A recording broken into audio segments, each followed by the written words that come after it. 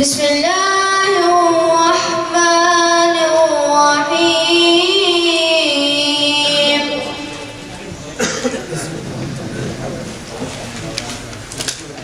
والشمس وضحاها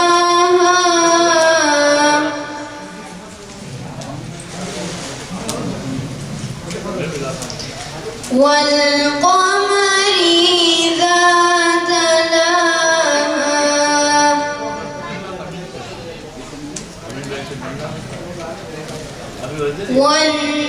والنهار إذا جلاها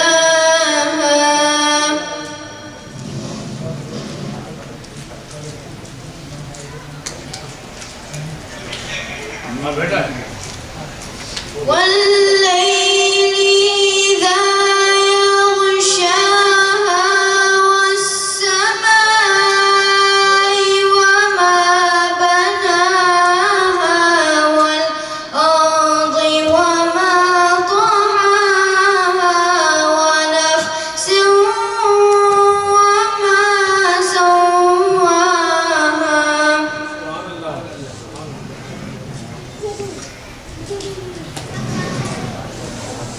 ونفس وما سواها فألهمها فجورها وتقواها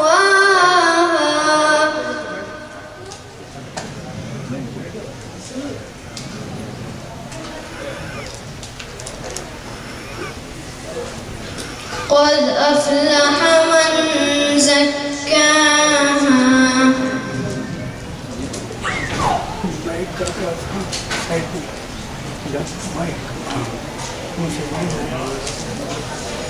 وقد خاب من دساها كذبت ثمود بتقواها إذ انبعث أشقاها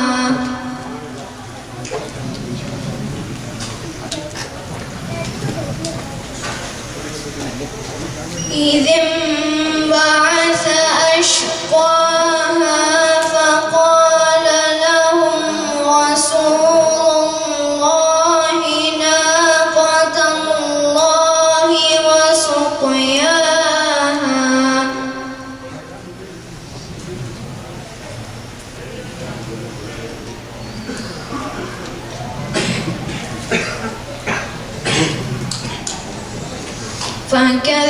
فكذبوه فعقروها فدمدم عليهم ربهم بذنبهم فسواها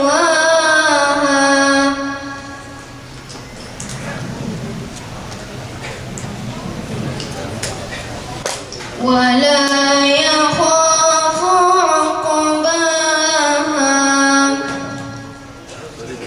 صدق الله العظيم. ما شاء الله. اللهم صل على سيدنا ومولانا محمد. اللهم صل على سيدنا ومولانا محمد وعلى آله وصحبه وبارك وسلم. اللهم صل على سيدنا ومولانا محمد. सबसे औला हमारा नबी, सबसे औला हमारा سے بالا ہمارا نبی، سب سے بالا ہمارا نبی، سب سے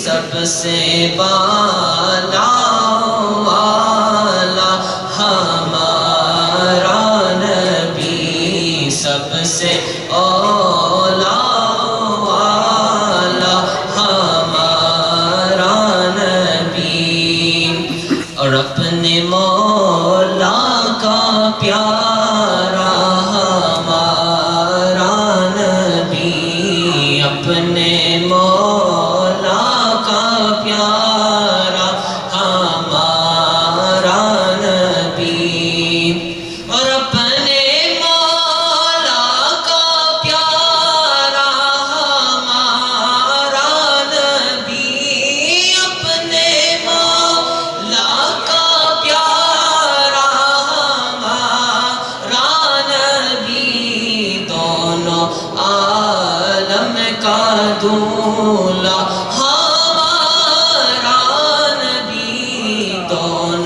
عالم کا دولا ہمارا نبی، سب سے اولا والا ہمارا نبی، سب سے بالا والا ہمارا نبی، اور خلق سے اولیاء سے رسول، خلق سے اولیاء سے رسول، خلق سے اولیاء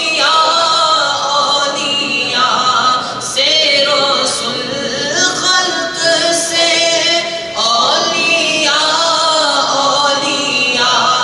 سے رسول، اور رسولوں سے اعلیٰ ہمارا نبی، اور رسولوں سے اعلیٰ ہمارا نبی، سب سے اولا والا ہمارا نبی، سب سے بالا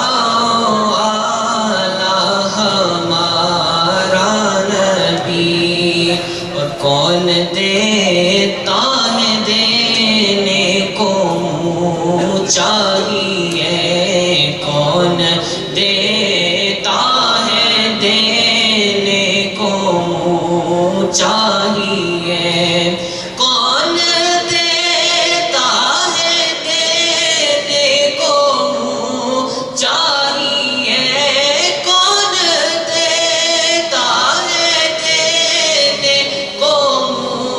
چاہیے، دینے والا ہے سچا ہمارا نبی، دینے والا ہے سچا ہمارا نبی، سب سے اولا والا ہمارا نبی، سب سے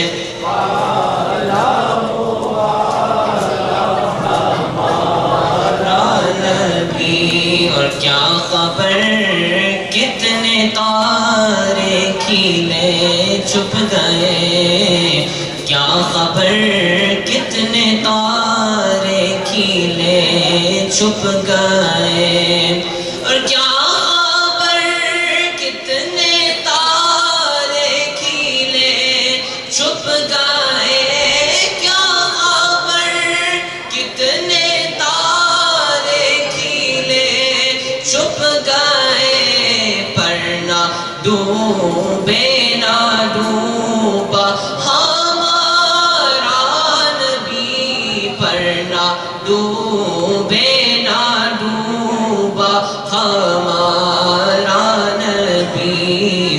سے اولا والا ہمارا نبی، سب سے ہمارا نبی، سب سے اولا والا ہمارا نبی، سب سے بالا والا ہمارا نبی۔ معروف و مشہور باوقار شخصیت حضرت علامہ محمد رضا ثاقب مصطفی صاحب جلوہ افروز ہیں. And it is great blessing of Allah subhanahu wa ta'ala that today we have such a great Islamic scholar. علامہ بابر رحمانی صاحب سے گزارش ہو.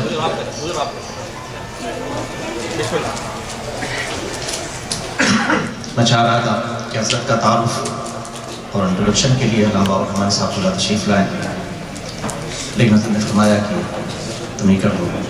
تو میں عرض کر رہا تھا کہ اللہ کا بڑا احسان ہے کہ آج ہمارے اور آپ کے بیچ صرف پاکستان نہیں بلکہ جس میں عرض کیا کہ عالم اسلام کی ایک موقع مشہور جو مفکرانہ گفتگو فرمانے والے ہیں وہ ہمارے سامنے جلوہ بار ہیں. اور میں نے پہلے بھی عرض کیا تھا کہ آپ اندازہ فرمائیں کہ صبح کے حضرت نکلے ہوئے 5 بجے، دوپہر کی فلائٹ تھی 12:10 کی، وہ کینسل ہوئی. پھر شام کو حضرت تقریباً 6:30 بجے تشریف لائے، پہنچے یہاں پیلس. اب کتنی تیزی کے ساتھ آپ اندازہ فرمائے ایئرپورٹ سے لے کر کے فوراً مغرب کی نماز اور تیار ہو کر کے بلا تاخیر یہاں تشریف لائے. یہ آپ کی محبت ہے، یہ درد ہے قوم کہ دن بھر کے تھکان کو خاطر میں نہ لاتے ہوئے اس پروگرام کو جہاں پر یہ عشاقان مصطفیٰ کا ٹھاٹھے مارتا سمندر موجود ہے، حضرت کے استقبال کے لیے اپنی پلکیں بچھائے ہوئے جہاں پر سراپا منتظر ہیں، ان چیزوں کو آپ نے ذہن نشین رکھتے ہوئے آپ بلا تاخیر تشریف لائے. اور ہم اس کے لیے حضرت کی دل کے اتھاہ گہرائیوں سے شکر گزار ہیں. اور مدینہ مسجد آف کیرپٹن میں حضرت کا مدینہ مسجد کی کمیٹی مینجمنٹ اور تمام مسلمانوں کی طرف سے ہم حضرت کا استقبال کرتے ہیں اور دل کی اتھاہ گہرائیوں سے شکریہ ادا کرتے ہیں. آپ یقین جانیں کہ آپ نے یوٹیوب پہ دیکھا ہوگا کہ حضرت کا جب خطاب ہوتا ہے کیا سما ہوتا ہے. اسپیکرز تو بہت ہیں، لیکن جب ایک عالم جو ایک حدیث کا علم رکھنے والا ہے، جو ایک فلسفے کا علم رکھنے والا ہے، جو ایک منطق داں ہے، جو اصول فقہ اور فقہ کا علم رکھنے والا ہے، دنیاوی علوم سے ہٹ کر کے دین کی گہری سمجھ رکھنے والا ہے، جب وہ گفتگو کرتا ہے تو اس کا انداز کچھ اور ہوتا ہے. جب قرآن و حدیث کی روشنی میں متعلق خطاب کوئی کرتا ہے تو اس کا انداز کچھ اور ہوتا ہے. اور یہ چیزیں ایسی ہوتی ہیں کہ سیدھا ہمارے دلوں کو ٹچ کرتی ہیں اور انسان کی زندگی میں ایک انقلاب پیدا کرتی ہے. اور یہی وجہ ہے کہ جن لوگوں نے سنا ہے وہ اپنی پلکیں بچھائے ہوئے سراپا منتظر تھے کہ حضرت کب تشریف لائے. اور آپ کا یہ جمع غفیر اس بات کا ثبوت ہے. تو میں چاہوں گا کہ آپ جس تڑپ کے ساتھ یہاں پر تشریف لائے ہیں میں آپ کا زیادہ وقت نہ لوں، اور حضرت کی ذات محتاج تعارف نہیں ہے تو میں آپ کا ٹائم ویسٹ نہ کر کے میں بڑے ہی ادب و احترام کے ساتھ حضرت سے میں گزارش کروں گا. آئیے ہم اپنی بیداری کا ثبوت پیش کرتے ہیں. علماء اہل سنت سرکار کی آمد، آقا کی آمد. اور اس وقت آپ اسٹیج پہ دیکھ رہے ہیں کہ ڈیلس کی معروف و مشہور شخصیات جلوہ فروز ہیں. مفتی ڈیلس حضرت علامہ مفتی محمد القادری صاحب، مفتی حضرت علامہ غلام سبحانی صاحب اور دیگر علماء دائیں بائیں سے تشریف فرما ہیں. تو یہ ہمارے لیے بڑی سعادت کی بات ہے. آئیے ہم ایک بار اور اپنی بیداری کا ثبوت پیش کرتے ہوئے نعرہ تکبیر اور رسالت کی صدائیں بلند کر لیں. نعرہ تکبیر. ایسا لگتا ہے کہ آپ بیٹھے بیٹھے تھک گئے ہیں. آپ کو اس کا ثبوت نہیں دینا ہے، آپ کو اس بات کا ثبوت دینا ہے کہ ہم بیدار ہیں. اگر پوری رات بھی بیٹھنا پڑے تو ہم بیدار رہیں گے. نعرہ تکبیر، نعرہ تکبیر، نعرہ رسالت، نعرہ رسالت، نعرہ حیدری، علماء کرام، نعرہ تکبیر. حضرت علامہ محمد رضا ساقی مصطفیٰ صاحب سے مؤدبانہ گزارش ہے. نعرہ غوثیہ.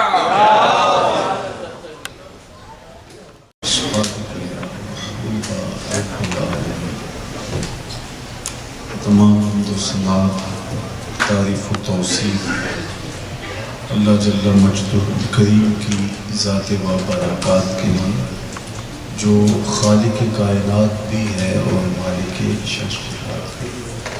اللہ جل وعلا کی حمد و ثنا کے بعد رسول رحمت، شفیع معظم، نبی محتشم، حضور ختم المرتبت، اللہ کے پیارے، امت کے سہارے، رب کے محبوب، دانائے غیوب، مالک رقاب و امم، فخر عرب و عجم، والی کون و مکان، سیاہ لا مکان، سید انس و جان، سرور لال خان، نیر تاباں، سرنشین مہوشاں، ماہ خوباں، شہنشاہ حسینہ، تتمہ دوزی ہے کہ میں ایک طویل اور جوش خطاب کروں. لیکن میں جس طرح کے حضرت نے بتایا لمبی مسافت طے کر کے یہاں پہنچا ہوں.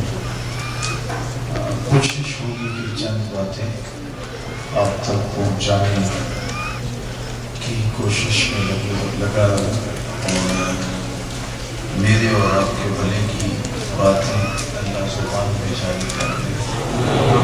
ہم سب کو توفیق عمل عطا کرے.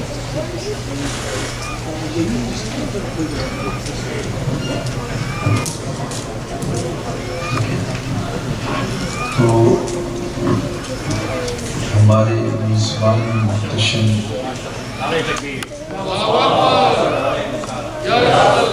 علامہ محترم بابر الرحمانی صاحب زندہ مجروح نے مجھے اس عنوان سے کچھ کہنے کا حکم صادر کیا ہے. میری آرزو ہے کہ اس مضمون کو میں آپ تک پہنچا سکوں، اور اللہ تعالیٰ جل شانہ ہم سب کو ایک ایسا مسلمان بننے کی توفیق دے، ایک ایسا عاشق رسول بننے کی توفیق دے جو شریعت کا مقصود ہے، وہ شریعت کا مطلوب ہے. خشیت الہی کا نور اللہ ہمارے سینوں میں ڈال دے، چونکہ اللہ تعالیٰ جل شانہ کی خشیت ایک ایسا جوہر ہے، جب وہ پیدا ہو جاتا ہے تو پھر زندگی خود بخود مرتب ہو جاتی ہے. اللہ کی خشیت پیدا کرنے کے من جملہ ذرائع میں سے ایک یہ ذریعہ ہے کہ ہم اس احساس کو کبھی بجھنے نہ دیں، کبھی کم نہ پڑنے دیں کہ میرا اللہ مجھے دیکھ رہا ہے. جب یہ تصور اچھی طرح سے جم جائے گا اور ہماری روح میں اتر جائے گا تو پھر بند کمرے میں بھی گناہ کا ارتکاب نہیں ہو سکتا کہ میرا اللہ مجھے دیکھ رہا ہے. آپ دیکھتے ہیں کہ سارے دروازے مقفل کر کے بت کے اوپر موٹا کپڑا ڈال کے زلیخا بولتی ہے طلب یوسف اب تو آ جاؤ، اب تو کوئی نہیں دیکھ رہا. جناب یوسف علیہ السلام بولتے ہیں کالا معاذ اللہ، فرماتے ہیں کہ میں اللہ کی پناہ میں آتا ہوں، تو اس پتھر کی مورتی سے بھی حیا کرتی ہے اور اس کے اوپر بھی نے کپڑا ڈال لیا، حالانکہ اس کی بے دور آنکھیں کچھ نہیں دیکھ سکتی. تو کیا میں اس سے حیا نہ کروں جو ساتویں کوٹھڑی میں بھی دیکھ رہا ہے؟ تو یہ یقین جب اچھی طرح سے ہمارے ساتھ جڑ جاتا ہے تو پھر زندگی خود بخود مرتب اور منظم ہو جاتی ہے۔ وہ کسی کو کہا جائے نا کہ آپ لائیو جا رہے ہیں تو اپنا لباس سیدھا کرنے لگ جاتا ہے کہ میں لوگوں کی نگاہوں میں ہوں، اور لکھا ہوتا ہے کیمرے کی آنکھ آپ کو دیکھ رہی ہے تو حرکات و سکانات خود بخود مرتب ہو جاتی ہیں۔ تو یار یہ کیمرے کی آنکھ دیکھے تو حرکتیں مرتب ہو جائیں، آپ اپنے آپ کو سنبھال لیتے ہیں کہ میرا کوئی عمل ایسا نہ لوگوں کی نگاہ میں جائے جو نامناسب ہو۔ تو پھر جب یہ یقین ہے کہ میرا رب مجھے دیکھ رہا ہے تو پھر زندگی کتنی مرتب اور کتنی منظم گزرے گی۔ جہاں کوئی کیمرہ نہیں پہنچتا، جہاں کوئی سیکورٹی نہیں پہنچتی، وہاں یہ عقیدہ پہنچتا ہے کہ میرا اللہ مجھے دیکھ رہا ہے۔ میرے اور آپ کے آقا مولا نے ارشاد فرمایا سبعۃ یظلھم اللہ تعالی فی ظلہ یوم لا ظل الا ظلہ۔ ارشاد فرمایا کہ 7 اشخاص ہیں قیامت کے دن جب کوئی سایہ نہیں ہوگا، اللہ ان کو اپنے عرش کا ٹھنڈا سایہ عطا کرے، اپنی رحمت کا سایہ عطا کرے۔ ان 7 اشخاص میں سے ایک شخص کا ذکر کرتے ہوئے فرمایا وَرَجُلٌ دَعَتْهُ امرأة ذات منصب وجمال فقال إني أخاف اللہ۔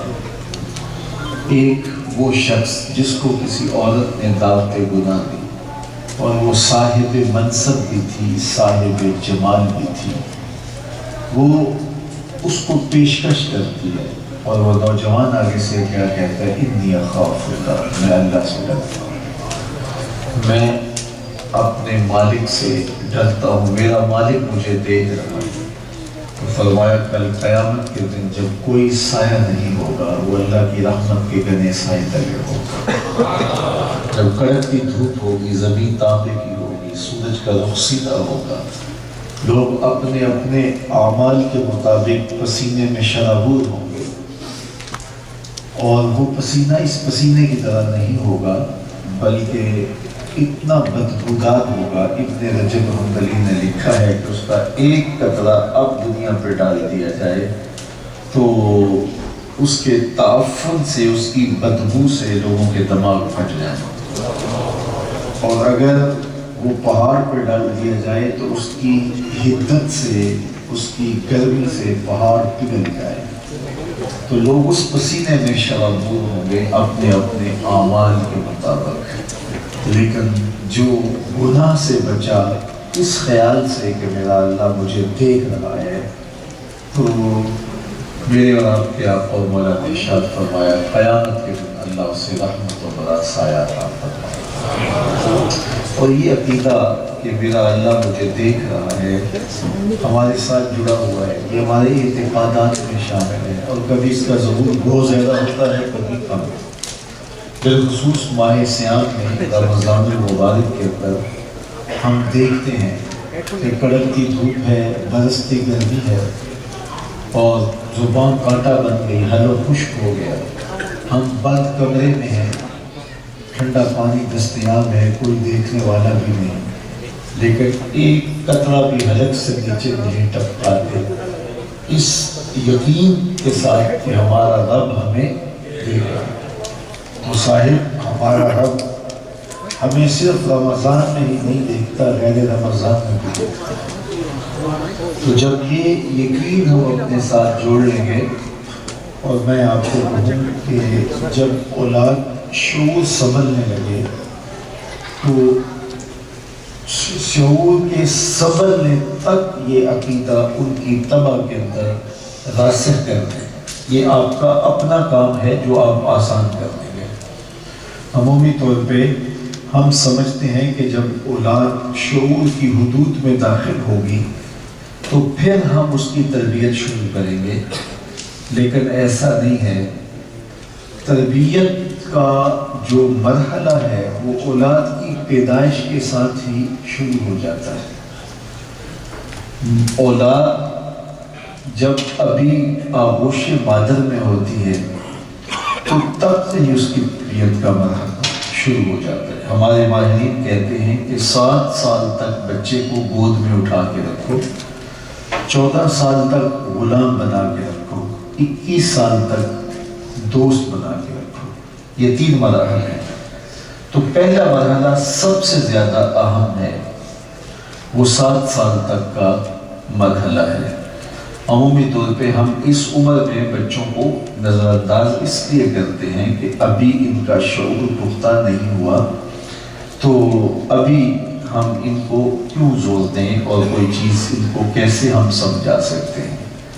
ساری باتیں جو ہے وہ سمجھانے سے نہیں آتی، بلکہ تمہارے عمل اور رویے سے بچوں میں راسخ ہوتی ہیں۔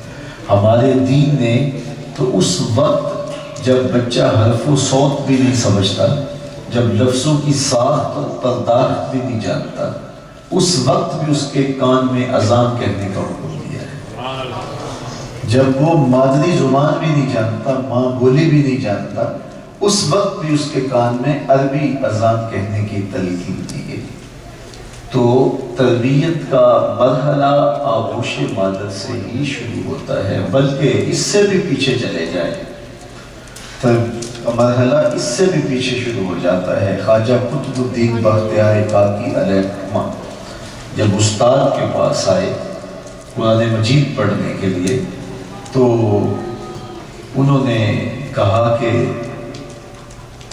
بیٹا پڑھیے الف لام میم ذالک الکتاب لا ریب فیہ، تو انہوں نے پورا پارہ سنا دیا۔ انہوں نے دوسرے پارے سے آغاز کیا تو کہا یہ بھی سارا پارہ سنا دیا، 3 پارے 4 پارے 14 پارے سنا دیا۔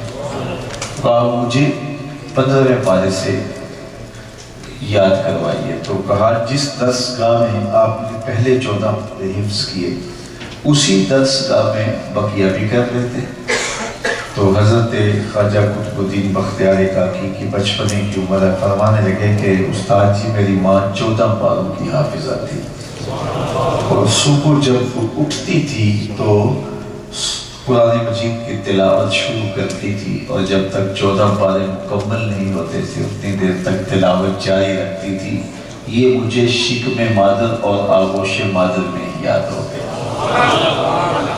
تو تربیت بالکل بچپن میں ہوتی ہے اور یہاں سے شروع ہوتی ہے، تو یہ پہلے 7 سال کبھی بھی ہمیں نظر انداز نہیں کرنے چاہیے۔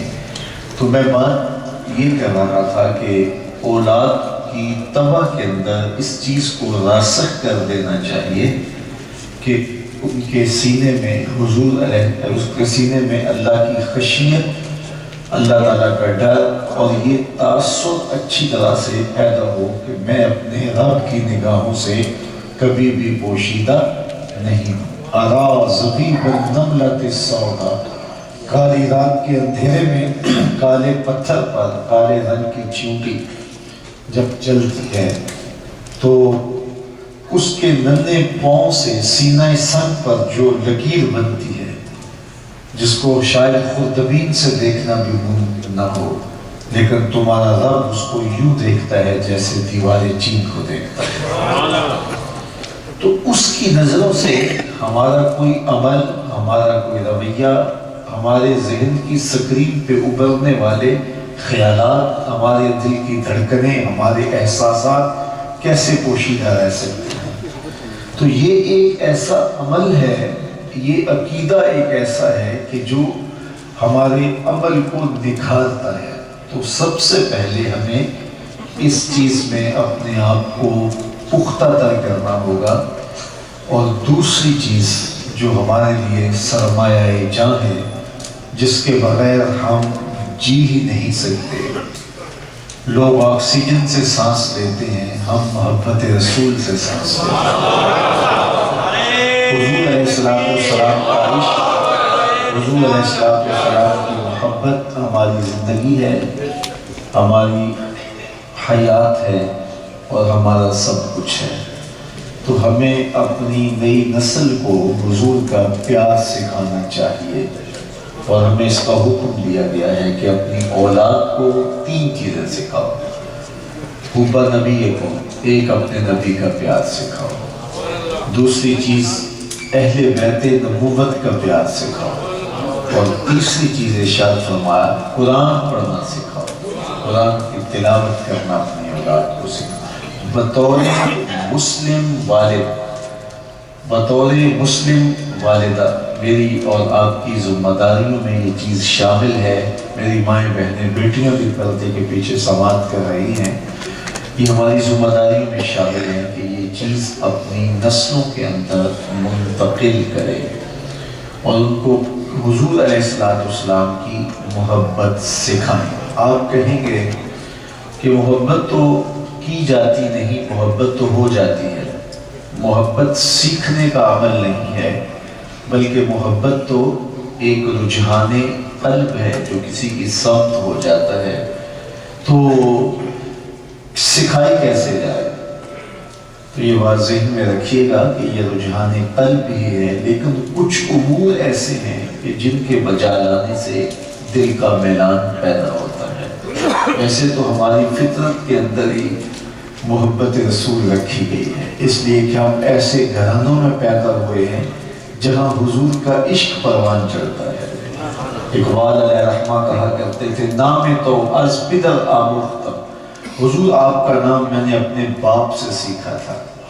تو یہ ماں باپ کا پیار اور ماں کی لوریاں حضور علیہ السلام کا پیار سکھاتی ہیں۔ ویسے علامہ اقبال علیہ رحمہ نے ایک سے نکاتی فارمولہ دیا ہے کہ اگر تم چاہو کہ تمہاری اولادوں کے سینے میں حضور کا پیار پیدا ہو تو آپ کو 3 کام کرنے ہوں گے۔ سب سے پہلا کام، کثرت کے ساتھ اپنی اولاد کو درود پڑھنے کی ترغیب دو۔ اس کا لازمی نتیجہ یہ ہوگا کہ ان کے سینے میں حضور کا پیار پیدا ہوگا۔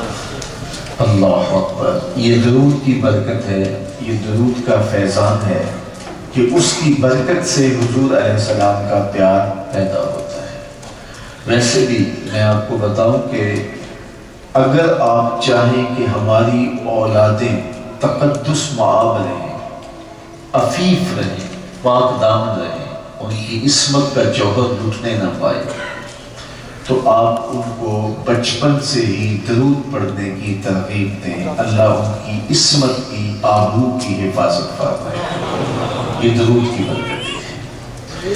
درود شریف سے اولادوں کے اندر لطافت پیدا ہوتی ہے، طبائع میں خوبصورتی آتی ہے، لطافت پیدا ہوتی ہے۔ یہ درود شریف کی برکات ہے، اور سب سے بڑی برکت درود پاک کی میرے اور آپ کے آقا مولا نے یہ بیان فرمائی کہ قیامت کے دن میرے سب سے قریب وہ ہوگا جو کثرت کے ساتھ میرے اوپر درود پڑھنے والا ہوگا۔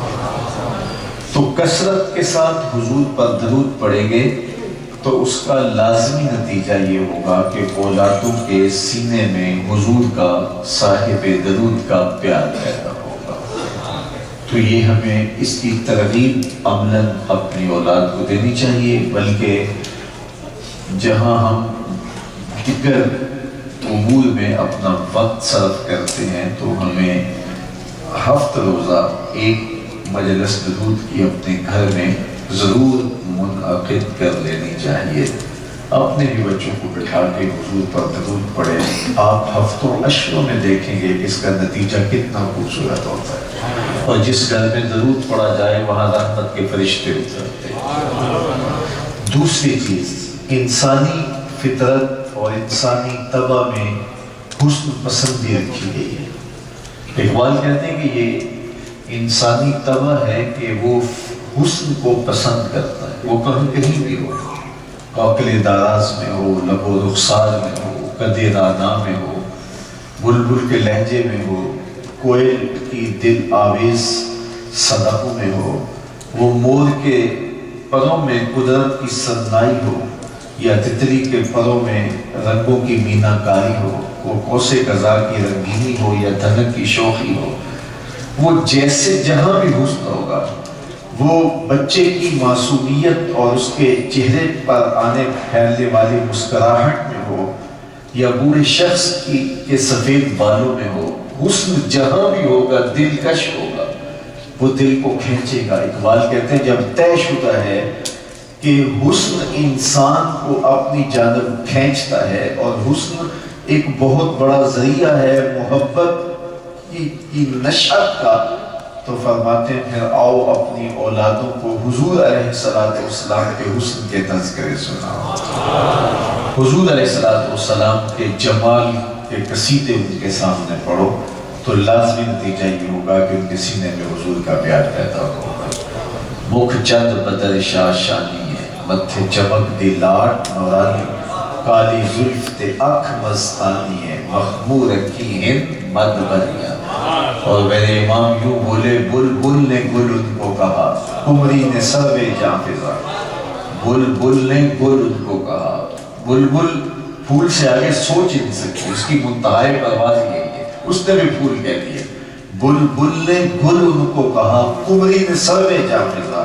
حیرت نے جھنجھلا کر کہا، یہ بھی نہیں وہ بھی نہیں، خورشید تھا کس زور پر، کیا بھر کے چمکا تھا کمر، بے پردہ جب وہ رخ ہوا، یہ بھی نہیں وہ بھی نہیں۔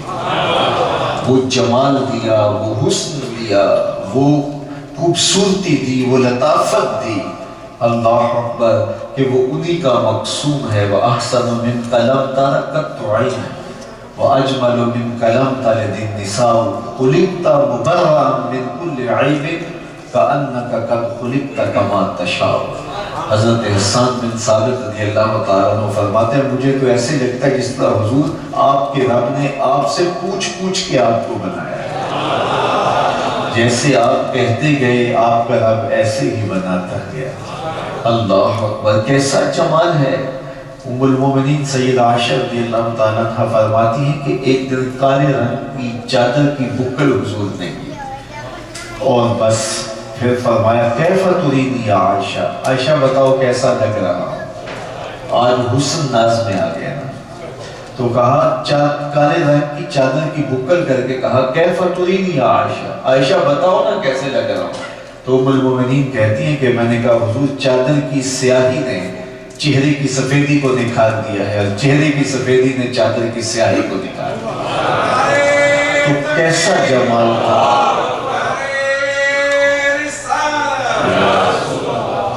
اس پر صرف ایک واقعہ عرض کر کے اپنی بات کو آگے بڑھا لوں۔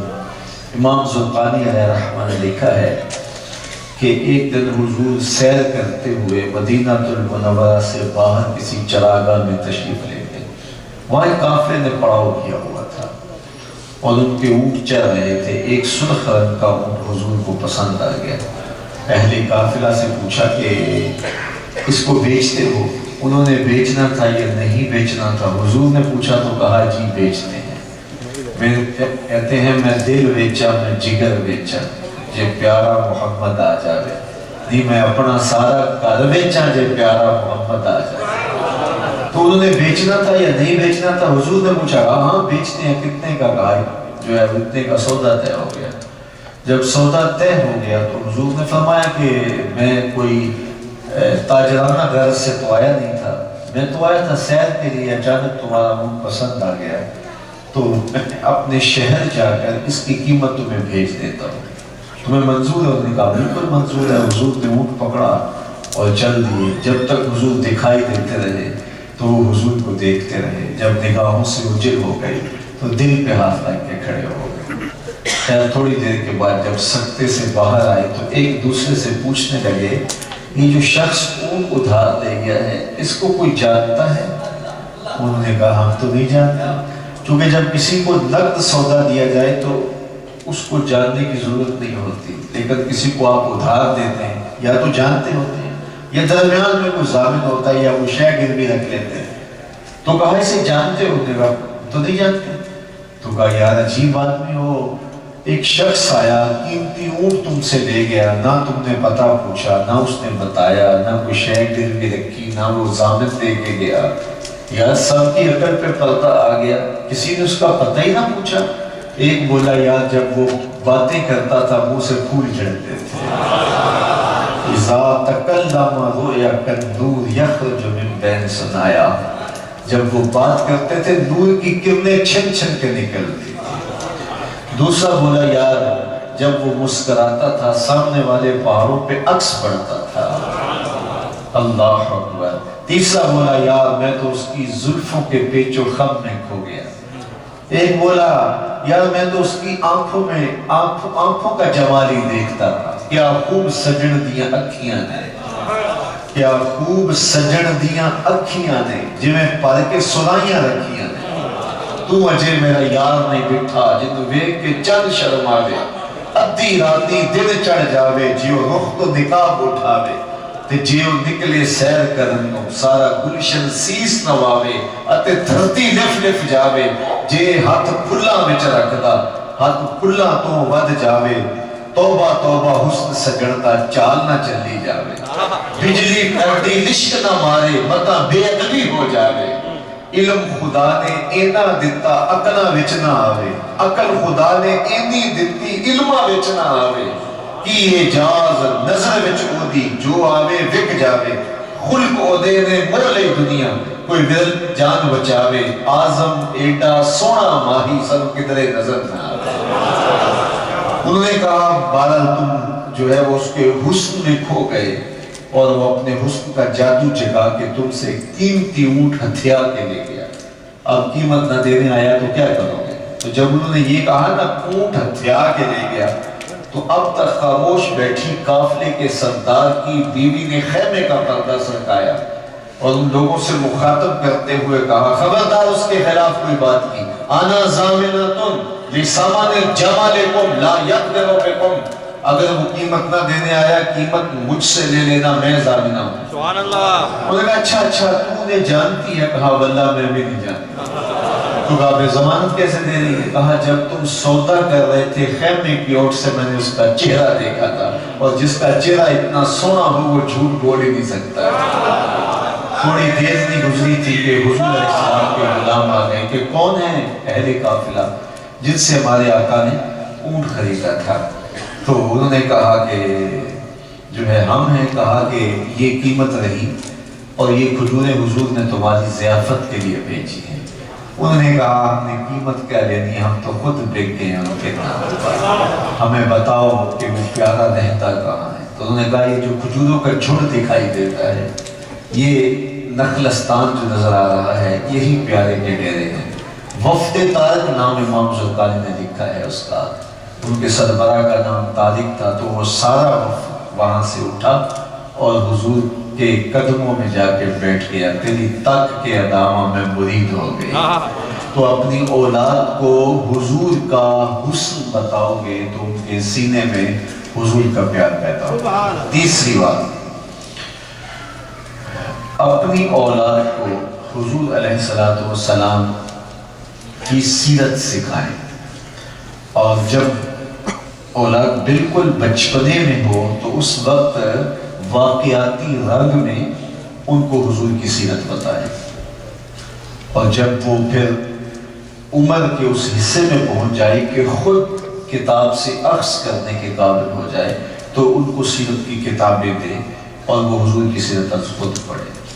بچپن میں ہمارے پہلے ہوتا تھا کہ دادی اماں کے بستر میں شام کے وقت سارے بچے بیٹھ جایا کرتے تھے، اور دادی اماں اپنا کلچر، اپنی تہذیب، اپنا مذہب سب گھول کے کہانی کے رنگ میں پلایا کرتی تھی۔ جب سے دادی اماں کا بستر اجڑ گیا اور بچے جو ہے وہ اور جگہوں سے کچھ حاصل کرنے لگے تو پھر ہمارے اخلاقیات، ہماری اقدار بٹ گئی۔ دادی اماں کے بستر کو دوبارہ آباد کرنا پڑے گا، اور اگر دادی اماں کا بستر کسی وجہ سے آپ یہاں آباد نہیں کر پاتے تو اس کا متبادل ماں کو دینا پڑے گا۔ شام کے وقت اپنے بچوں کو آدھا گھنٹہ دینا پڑے گا، باپ کو دینا پڑے گا، ماں کو دینا پڑے گا، اور کہانی کے رنگ کے اندر، ان کی طبع کے اندر حضور علیہ السلام کی سیرت کو راسخ کرنا ہوگا تاکہ صاحب سیرت سے ان کی محبت پیدا ہو جائے۔ چوتھی بات، اپنی اولاد کو کبھی بھی حضور نبی رحمت صلی اللہ علیہ وآلہ وسلم کے حوالے سے کمزور بات ان کے کان میں نہ پڑنے دیں، کہ وہ جب راسخ ہو جائیں گے تو خود دفیہ کریں گے. لیکن اگر بچپن کے اندر کسی ایسی جگہ پہ وہ بیٹھ گئے جہاں اللہ کے محبوب علیہ السلام کے حوالے سے کمزور بات ہوتی ہے تو حضور کی محبت ان کے سینے میں کبھی بھی پیدا نہیں ہو سکتی ہے. مجھے بتاؤ کہ ہم ہوتے کون ہیں کہ ان کو تولیں جن کا وزن نہیں کیا جا سکتا. تو یہ بات ذہن میں رکھیں کہ حضور علیہ السلام کو وہ اللہ نے شانیں دی ہیں، وہ رفعتیں دی ہیں، وہ کمالات دیے ہیں کہ جو انہی کا مقصود ہے. اور وہ حضور علیہ السلام کے کمالات اور حضور علیہ السلام کی شانیں اپنی اولادوں کو بتائیں. ہر دور کے تقاضوں سے ہم اہم چیزیں حضور علیہ السلام کے کی سیرت سے نکال کر کے ان کے سامنے رکھیں. حضور علیہ السلام کے معجزات کا بیان ان کے سامنے رکھیں. آج کی جدید دنیا کے اندر لوگ چاند پہ جا کے فخر کرتے ہیں، لیکن چاند ہٹ کے حضور کے قدموں میں آتا ہے. تو چاند پہ جانا جو ہے وہ ایک اعزاز سمجھا جاتا ہے، لیکن چاند کو قدموں میں بلانا یہ میرے محبوب علیہ السلام کی شان ہے. حضرت عبداللہ ابن عباس رضی اللہ تعالیٰ کو فرماتے ہیں آج کی تاریخ میں، تو ہم تو سنتے تھے کمان سے نکلا ہوا تیر واپس نہیں آتا، لیکن آج ہم دیکھتے ہیں کہ فائر کر دینے کے بعد بھی، میزائل داغ دینے کے بعد بھی اس کا ہدف تبدیل کر دیا جاتا ہے اور اس کو واپس بلا لیا جاتا ہے، اس کو راستے میں توڑ دیا جاتا ہے، جبکہ آپ پہلے اس کا ہدف متعین کر چکے تھے. آؤ سیرت کے رنگ کے اندر ذرا اس انداز کو دیکھیے. حضرت عبداللہ ابن عباس رضی اللہ تعالیٰ فرماتے ہیں کہ ایک شخص کی خدمت میں حاضر ہوا اور گزار ہوا، میں پر ایمان تب لاؤں گا اگر یہ کھجور کا پکا ہوا خوشہ آپ کی نبوت کی گواہی دے. تو حضور نے فرمایا تب تو مان جائے گا. اس نے کہا انکار کی گنجائش نہیں. حضور نے ارشاد کیا کھجور کا پکا ہوا خوشہ ٹوٹ کے قدموں میں آ گیا اور اس نے حضور کی گواہی دی. اللہ اکبر. تو اس کے لبوں پہ کلمہ جاری ہو گیا. اب وہ ٹوٹی ہوئی کھجوریں جو معجزے سے حضور نے توڑی تھی اس کو دے دی جاتی کہ لے جاؤ اپنے خاندان میں، دوستوں میں بانٹو. یا حضور ابا میں ان کھجوروں کو بانٹ دیتے، وہ فخر کرتے ہم نے معجزے سے توڑی ہوئی کھجوریں کھائی ہیں. لیکن حضور جانتے تھے قرب قیامت میں کمانوں سے نکلے ہوئے تیروں کے رخ موڑے جائیں گے. حضور نے اس خوشے سے مخاطب ہو کے کہا تجھے جس کام کے لیے بلایا تھا وہ کام ہو گیا، اب واپس جا کے شاخ سے جڑ بھی جا. صرف توڑنا نہیں جانتے، اس کو جوڑنا بھی جانتے. تو یہ شانیں ہیں اللہ کے محبوب علیہ السلام کی. تو اپنی اولاد کو یہ باتیں بتانے سے ان کی طبع کے اندر حضور علیہ السلام کی عظمت اور حضور کی رفعت کا جو ہے وہ احساس پیدا ہوگا، اور وہ یہ چیز ہے جس سے حضور کی محبت سینوں میں پیدا ہوتی ہے. اور میں آپ سے ایک اور بات کہوں گا اور وہ یہ کہ اپنی مادری زبان کو، اپنی ماں بولی کو کبھی بھی مرنے نہ دینا. آپ دفاتر میں، آپ اس سوسائٹی، اس معاشرے کے اندر جہاں ضرورت ہو چار دیواری کے باہر ضرور اچھے لہجے کے اندر بولنا سیکھیے، آپ کی اولادیں سیکھیں. لیکن گھر کی چار دیواری کے اندر اپنی زبان کو کبھی مرنے نہ دیں. جس قوم کی زبان مر جاتی ہے اس قوم کا کلچر مر جاتا ہے، اس قوم کی تہذیب دم توڑ جاتی ہے، اس کی اقدار قائم نہیں رہتی. اس لیے آپ نے خاص طور پہ اس بات کو ملحوظ رکھنا ہے کہ جیسے بھی ہو، آپ پنجابی بولتے ہیں، آپ ہندی بولتے ہیں، آپ پشتو بولتے ہیں، آپ اردو بولتے ہیں، جو بھی آپ کی منہ بولی زبان ہے، ماں بولی زبان ہے، اس کو کبھی بھی ختم نہ ہونے دینا اور اس کو اعزاز تکریم کے ساتھ، چونکہ ہماری زبانوں کے محاوروں کے ساتھ، ہمارے الفاظ کے ساتھ جو ہے وہ ہماری تہذیب وابستہ ہے، ہمارا کلچر وابستہ ہے، ہمارے اقدار وابستہ ہے. تو اس لیے کبھی اپنے اقدار کو نہ مرنے دینا اور اس کو فیشن کے نام پر کہیں اپنے اقدار کا جنازہ نہ جو ہے وہ نکالنا، اور یہ خاص طور پہ جو ہے وہ اس کو اپنے گھروں کے اندر بالخصوص اپنی نئی نسل کو اپنی زبان کے ساتھ اور اپنے وطن کے ساتھ جو ہے وہ محبت کے رشتے کا استحکام پیدا کرنا، ان کو ضرور اپنے وطن معروف کی طرف لے کر کے جو ہے وہ آنا جانا رکھنا، تاکہ اس سرزمین کے ساتھ وہ مانوس رہیں۔ اور پھر دوسری بات کہ اپنی اولاد کو شعور سنبھلنے کے ساتھ ساتھ اللہ تعالیٰ نے آپ کو اگر اس کی استطاعت عطا کی ہے تو اس کو جو ہے وہ حرم الہی اور شہر حبیب میں بار بار لے کے جانا، اس سے ان کی اسرت کے ساتھ مانوسیت ہوگی، اور یہ وہ چیز ہوگی جس سے ان کے دل میں جو ہے وہ حضور علیہ السلام کی محبت اور اسلام کی محبت پیدا ہوگی۔ باقی ہمارے فقہاء، ہمارے علماء اس کے بارے میں آپ کو بہت کچھ ارشاد کرتے ہیں اور سب کچھ بتاتے ہیں۔ یہاں ہم طلب معاش کے سلسلے میں آئے، پھر حالات کا جبر کہ ہم یہیں کے ہو کے رہ گئے، اور ہمارے بلاد اسلامیہ کے حالات اس طرح کے نہیں ہیں کہ ہم پلٹ کے جا سکے، لیکن یہ بات ذہن میں رکھیے گا کہ وہ تعلق کبھی بھی کمزور نہیں پڑنا چاہیے، اور ہم چونکہ اپنی اولادوں کا اگر نقصان کر بیٹھے اور وہ ہمارے ہاتھوں سے نکل گئی تو ہم نے سودا خسارے کا کیا ہے۔ ہم نے سودا جو ہے وہ یہ چند روز کی مادی زندگی کا بہتر بنا لینا، یہ ہمارا مقصود نہیں ہے۔ ہماری اصل زندگی ہماری آخرت کی زندگی، اور یہ بات بھی ذہن میں رکھیے گا کہ آخرت کے تصور کو کبھی بھی جو ہے وہ دھندلا نہ ہونے دیا جائے۔ اس مادی چکا چوند کے اندر کہیں ایسا نہ ہو کہ اس کو ہی سب کچھ سمجھ لیا جائے، اور ہماری جو اصل زندگی ہے، جو حقیقی مستقبل ہے ہمارا، اس سے کہیں ہم بے خبر ہو جائیں۔ اس لیے کہ یہ زندگی کتنی بھی خوبصورت ہو، تخت و تاج کی زندگی بھی ہو، پھر بھی ٹوٹ کے بکھر جانے والا خواب ہے، اور یہ جتنے بھی لمبی ہو، 50 سال کی، 60 سال کی، 100 سال کی لگا لیجیے گا، اور آخرت کا صرف ایک دن 50,000 سال کا ہے، قرآن بتاتا ہے۔ تو اصل زندگی آخرت کی زندگی، اسی لیے خندق کھودتے صحابہ کو جب دیکھا، ان پہ حضور کو پیار آیا تو یہی دعا دی، اللہ زندگی تو آخرت کی زندگی ہے، میرے انصار کو بھی بخش دے، میرے مہاجروں کو بھی بخش دے۔ اس لیے اگر ہماری آخرت برباد ہو جاتی ہے تو ہم نے خسارے کا سودا کیا ہے، اس لیے ہم نے خسارے کا سودا نہیں کرنا۔ اللہ ہم کو آسودہ پربہار زندگی عطا کرے۔ مومن کی زندگی مقصود ہے کہ وہ یہاں بھی اچھی زندگی گزارے اور آخرت کی زندگی بھی اچھی گزارے۔ ارشاد فرمایا، ایک صحابی حضور کی خدمت میں حاضر ہوا تو وہ سخت کمزور تھا، بلکہ روایت میں ہے چوزے کی طرح کمزور تھا۔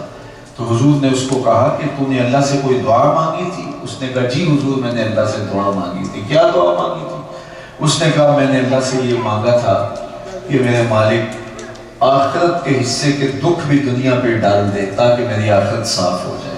تو مجھے بہت ساری بیماریاں، پریشانیاں، اذیتیں پہنچ رہی ہیں، اور اس نے مجھے توڑ کے رکھ دیا، اور میری وہ حالت جو آپ دیکھ رہے ہیں آپ کے سامنے۔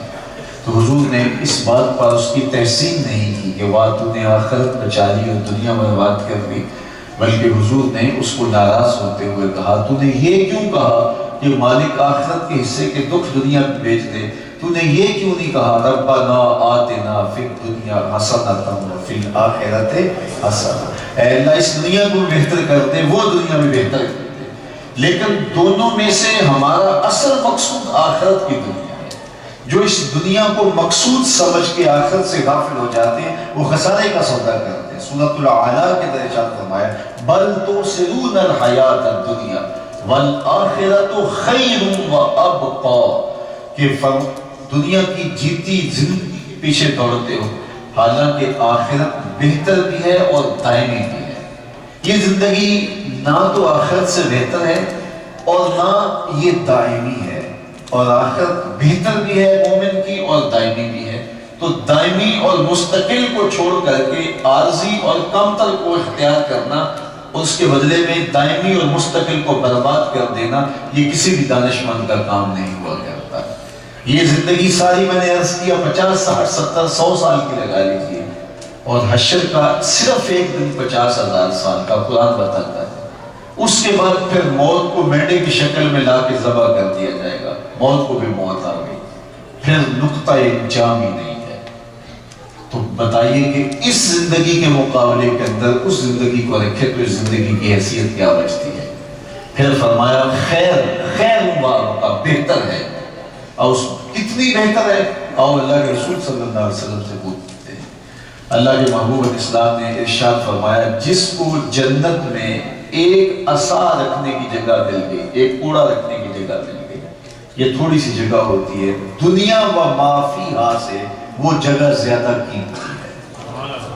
یہ ساتوں بر اعظموں پہ پھیلا ہوا جہان ایک پلڑے میں رکھ دیں، اور ایک پلڑے میں وہ ایک عصا رکھنے جتنی جگہ رکھ دیں، یہ برابر نہیں ہے۔ کہا کہ وہ پھر بھی قیمتی ہے، کتنی قیمتی ہے یہ اللہ جانے، اس کا رسول جانے، لیکن ہمیں یہ پتہ ہے، ہمیں یہ بتایا گیا ہے کہ وہ زیادہ قیمتی ہے۔ پراپرٹی ویلیو ہوتی ہے نا، آپ کے بھی یہاں ہوگی کہ دور دراز علاقوں میں جگہ ہیں، تو وہاں آپ جس کا حضرت بتا رہے ہیں کہ ہم نے 10 ایکڑ جگہ خریدی ہے، تو یہ شہر کے وسط میں اگر یہ 10 ایکڑ جگہ خریدنا پڑے تو کتنی مہنگی ہوگی، لیکن یہ تھوڑا سی ہٹ کے خریدے تو جو ہے وہ کتنی سستی ہوگی، پھر جو آگے تو مہنگی ہوتی چلی جائے گی۔ تو اسی طرح جو ہے وہ مختلف جگہوں کی مختلف ویلیو ہوتی ہے، اور اللہ کے محبوب جنت کا ریٹ بتا رہے ہیں کہ دنیا و ما فیہا ساری جگہوں کو ایک پلڑے میں ڈال دیا جائے، اور جنت میں ایک کوڑا رکھنے کی جگہ وہ پھر بھی قیمتی ہے۔ اور جنت میں جس کو سب سے کم جگہ ملی وہ کون ہوگا؟ جو سب سے آخر میں جائے گا۔ حدیث پاک میں آتا ہے کہ جہنم کے رگڑے سے ہے کہ سب سے آخر میں جو جنت میں جائے گا اور جہنم سے نکالا جائے گا، تو اللہ تعالیٰ جل شانہ اس کو کہے گا بتا کیا چاہیے، تو وہ کہے گا مالک یہ مجھے چاہیے۔ اللہ فرمائے گا اللہ کا مال کا من ہے، جو تیری آرزو ہے ہم نے تجھے عطا کیا، اور تجھے کیا چاہیے؟ وہ جو آرزو کرے گا اللہ تعالیٰ اسے عطا کرے گا، پھر فرمایا جائے گا جا جنت میں چلا جائے۔ تو اس کو تو یہ گمان ہوگا کہ جنت میں ایک جھونپڑا بھی مل جائے مجھے سر چھپانے کے لیے تو یہ بھی غنیمت ہے، لیکن اسے کیا کہا جائے گا کہ جنت میں چلا جا، تیرے لیے دنیا سے 10 گنا جگہ ہے۔ بخاری شریف کی روایت، دنیا سے 10 گنا جگہ ہے۔ وہ حیرت میں ڈوب جائے گا کہ دنیا 7 بر اعظموں کو 10 سے ضرب دے، یہ اس شخص کی جگہ ہے جو سب سے آخر میں جائے گا، اور وہ حیرت سے کہے گا اتسخر وانت الملک، میرے رب تو بادشاہ ہو کے مجھ سے مذاق کر رہا ہے؟ اللہ اکبر، اللہ فرمائے گا یہ مذاق نہیں، واقعی تیرے لیے اتنی جگہ جائے گا تو اتنی جگہ ہوگی۔ یہ جنت میں اس کی جگہ ہے جو سب سے آخر میں جاتا ہے۔ داتا گنج بخش علی حجویری کی جاگیروں کا عالم کیا ہوگا، بابا فرید الدین گنج شکر کی جاگیروں کا عالم کیا ہوگا، حضرت خواجہ معین الدین چشتی اجمیری کی جاگیروں کا عالم کیا ہوگا، صحاب رسول کی جاگیروں کا عالم کیا ہوگا۔ یہ تو اس کی جگہ ہے جو سب سے آخر میں جنت میں جاتا ہے، اور ہم تھوڑی سی جگہ کے لیے آخرت برباد کر دیتے ہیں۔ ہمیں والآخرۃ خیر و ابقا، آخرت بہتر بھی ہے اور دائمی بھی ہے۔ تو اصل زندگی اس نے پائی جس نے اپنی آخرت کا سوچا۔ دنیا بھی اچھی گزرے، خوبصورت گزرے، پر وقار گزرے، پر بہار گزرے، پر سرور گزرے، پر نور گزرے، لیکن آخرت اگر برباد کر کے دنیا بنائی تو خسارے کا سودا کیا۔ اور یہ دنیا بھی اچھی اور وہ دنیا بھی اچھی، یہ مومن کی زندگی کا مقصود ہے۔ اور ہم دنیا اور آخرت دونوں کو کیسے جمع کر سکتے ہیں کہ ہم اپنے رب سے کبھی بھی غافل نہ ہو اور اس کے بتائے ہوئے احکام کے مطابق اپنی زندگی بسر کریں۔ علماء کی صحبت میں بیٹھیں، صالحین کی صحبت میں بیٹھیں، اچھے لوگوں کی سنگت اختیار کریں، اپنی اولادوں کو بھی نیک راہوں کا مسافر بنائیں۔ یہ مدارس دینیہ، یہ مساجد، ان کے ساتھ آپ کا تعلق مضبوط سے مضبوط رہے، یہ آپ کی ضرورت ہے۔ یہ اللہ کے گھر تو آباد رہیں گے، اگر اللہ کے پاکیزہ گھروں میں کوئی نہیں بھی آتا نور تو پھر بھی برستا رہے گا۔ یہ ہم ان کے محتاج ہیں۔ اس طرح درسگاہوں میں ہم درسگاہوں کا قیام کریں، اور اپنی یہ ہماری نسل کے سنورنے کا سبب اور ذریعہ ہیں، اور یہ ہم جو ہے وہ اس کو ترجیحی بنیادوں پہ بالخصوص میں سمجھتا ہوں. میں بھی کل ہی کہیں کہہ رہا تھا کہ یہاں کے ماحول کے بچے اگر گھر سے نکلیں گے تو ہر طرف شادی شاہ پھیلا ہوگا. ہمارے بچے تو میں نے گھر سے بھاگ بھی جائیں تو ہم ان کو ڈھونڈنے نکلے تو داتا صاحب سے ملتے ہیں. وہاں تو ماحول ایسا ہے کہ بچے گھر سے بھاگے بھی تو کسی دربار سے ملتے ہیں، داتا صاحب کی چوکھٹ سے ملتے ہیں. وہاں ماحول اور طرح کا ہے. ہماری کوتاہی وہاں ہو بھی جائے تو ہماری اولادیں پھر بھی بچ جاتی ہیں، لیکن یہاں کوتاہی کبھی بھی جو ہے وہ آپ کو نہیں بچا پائے گی. سخت خسارے کا سبب معمولی سی سستی بھی ہو جائے گی. اس لیے آپ کو اپنی جان سے زیادہ عزیز اپنی اولادوں کی تربیت کو رکھنا ہوگا اور اس پہ محنت کرنی ہوگی تاکہ آپ کی اولادیں خیر کی راہوں کی مسافر بنیں. اللہ تعالیٰ جل شانہ اس مسجد کو قیامت تک آباد رکھے، اس کی رونقیں سلامت رکھے، اور یہ جو درسگاہ بننے جا رہی ہے آپ لوگ جس کے معاون ہیں اور جس کے لیے آپ کوشاں ہیں، ہمارے علامہ بابر صاحب زندہ مجدہ جس کے لیے تگ و تاز و جہد کر رہے ہیں، ان کے ہاتھ مضبوط کریں، ان کے بازو مضبوط کریں اور ان کے ساتھ اس کار خیر میں شامل ہوں. اللہ تعالیٰ جل شانہ ہم سب کو اپنی پناہوں کا حصار عطا فرمائے اور اپنی کرم نوازیاں ہمارا مقصود فرمائے. ایک تھکے ہوئے شخص سے جتنی باتیں آپ تک پہنچ گئی اتنی ہی قبول کر لیجئے. وہ کیا کہا تھا، یہ دستور زباں بندی ہے کیسا تیری محفل میں. یہاں تو بات کرنے کو ترستی ہے زباں میری، لیکن آگے چل کے اقبال نے کہا خاموشی گفتگو میری، بے زبانی ہے زباں میری. تو کبھی بے زبانی بھی زباں بن جاتی ہے.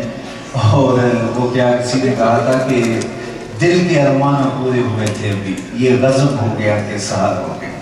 ان کی زلفیں جدل بھی بکھرتی گئی، گیت گاتی ہوئی شب ادھر ہو گئے. ان کی آنکھوں میں ایسا نشہ تھا فراز، جس نے دیکھا وہی لڑکھڑاتا گیا. اس طرف ہی بہاروں کے رخ پھر گئے جس طرف کے نشیلی نظر ہو گئی. چاند گہنا گیا، مہر شرما گیا، حسن ہر ایک شے کا سبا ہو گیا. ان کے آنے کا یاد و مزہ آ گیا، پوری دنیا ہی شیر و شکر ہو گئی. ان کی کنجی ہے جس کی زبان وہ نبی، جس کی قرآن ہے داستان وہ نبی. ان کی نظروں کی وسعت کی کیا بات ہے، جب بنی ہم پہ ان کو خبر ہو گئی. وآخر دعوانا ان الحمدللہ.